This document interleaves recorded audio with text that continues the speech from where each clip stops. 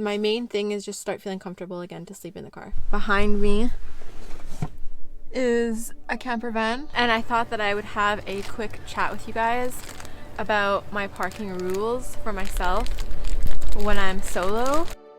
Hi, I'm Trista. I've been drawn to the natural world for as long as I can remember, and staying true to my Sagittarius nature, I've been traveling overseas or adventuring in one of my camper cars whenever possible for the last 5 years. You could say I'm on a mission to live a simple, happy life in the great outdoors. Oh, and this is Thanos, and Gaia, and Evie, my 3 cats, and this is Jeremy, my partner in everything. I'm sure you'll see them around. Hit subscribe and come along for the journey.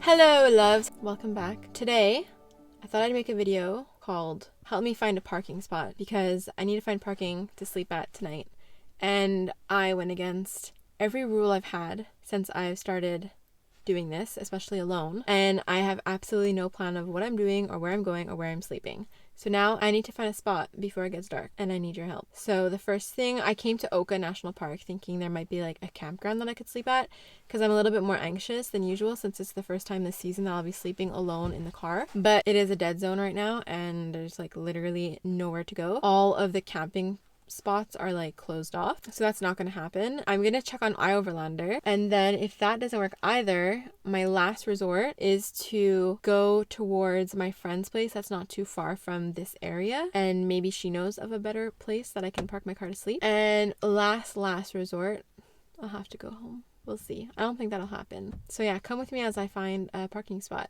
First step, I need to go on iOverlander. So I found a parking spot. It is right over, like on the other side of the river, but I can't just like hop over the river. So I have to drive all the way around. And right now, like if Montreal is here, I'm on the north part, like across the river to the north. And I live on the south part. And the parking spot is on the south part. So I just crossed Montreal over to the north. And now and then went down, and now I have to go all the way back to go here. So that's kind of like really annoying. But this spot has like 1 billion reviews, and when I opened it in Google Maps, I actually saw that I had already saved it as amazing overnight parking, because that's how many reviews there was for that specific spot. So I think it's worth checking out. I mean, it kind of sucks that I just like drove all the way here for nothing basically, but honestly, it's my first night, like I said, back sleeping in a car, and I don't mind like going out of my way right now, because my main thing is just start feeling comfortable again to sleep in the car. So I'm gonna drive there, even if it's kind of rough. Here's the sitch. That is a bus.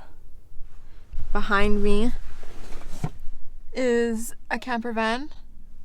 And behind that is another camper van and another car that is clearly sleeping here. So I think we found the spot, and we have sunset there, and sunrise will be somewhere that way tomorrow morning. Perfectly alone, darling, it's just you and I. Perfectly alone.